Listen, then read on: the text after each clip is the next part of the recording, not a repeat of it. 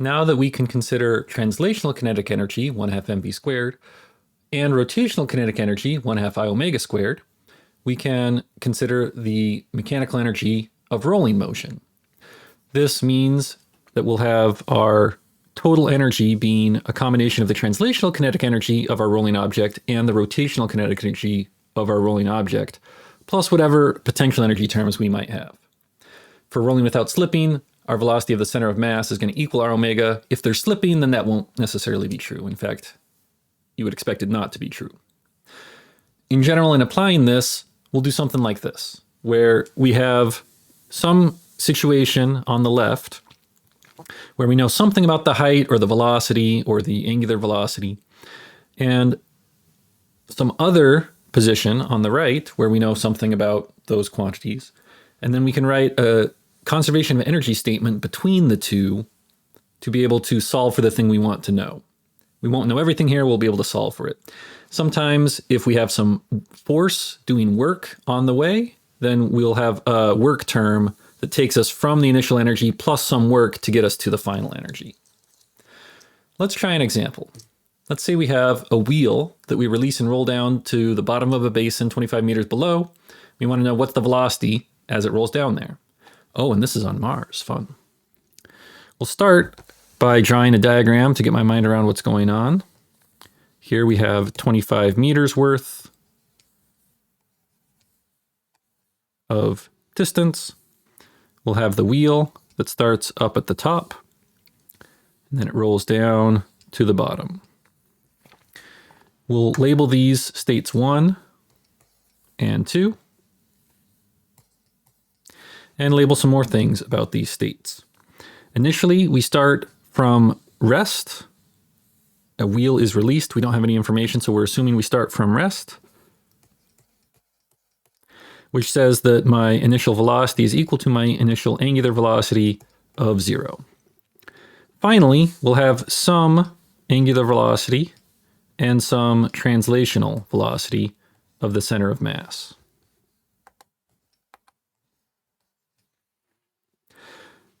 We're rolling without slipping, so we know that due to rolling without slipping,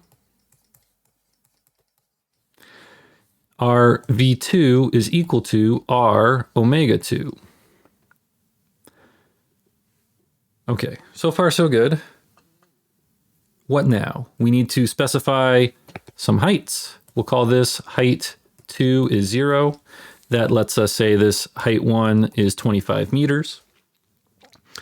And we can write our energy statement.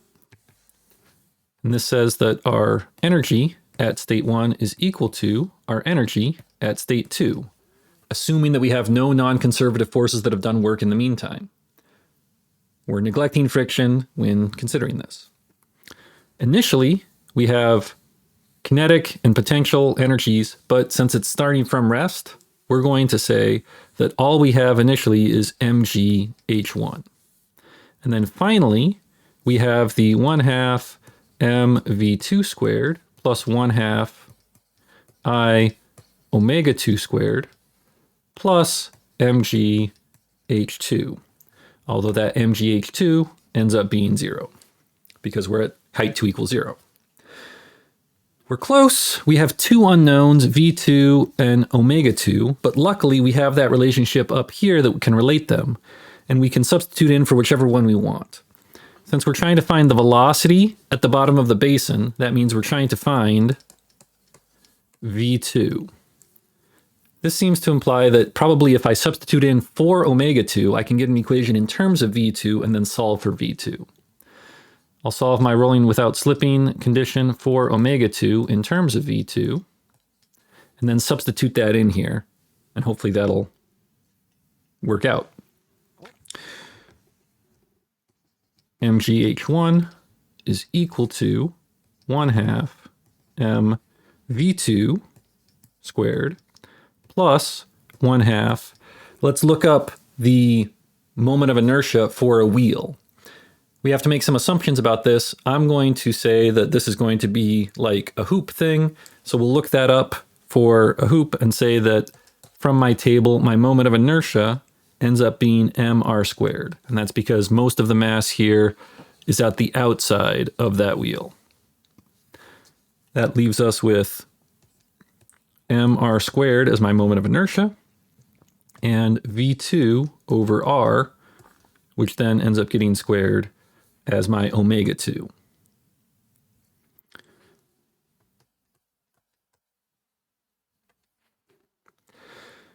We can do a little bit of canceling out of the masses here. Because there's a mass on each term, we can divide by mass on everything.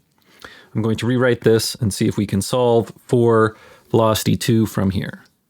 GH1 equals 1/2 v2 squared plus 1/2 the r squared divided by the r squared cancels.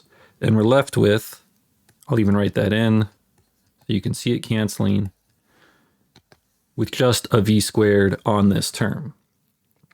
1/2 v squared plus 1/2 v squared is equal to just v squared.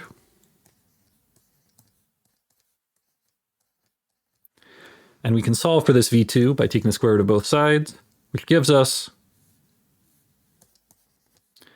v2 is equal to the square root of gh1, which gives us 9.8 meters per second squared, times that height of 25 meters.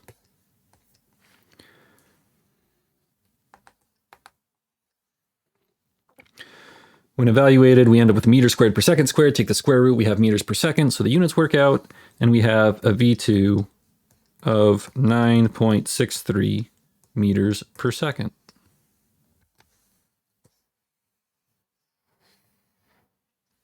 Beautiful. I'll point out that this wouldn't necessarily have worked out quite so simply if we had had a different moment of inertia there. For our wheel, this is what we got, but for a cylinder or for some other shape, we might have had something different.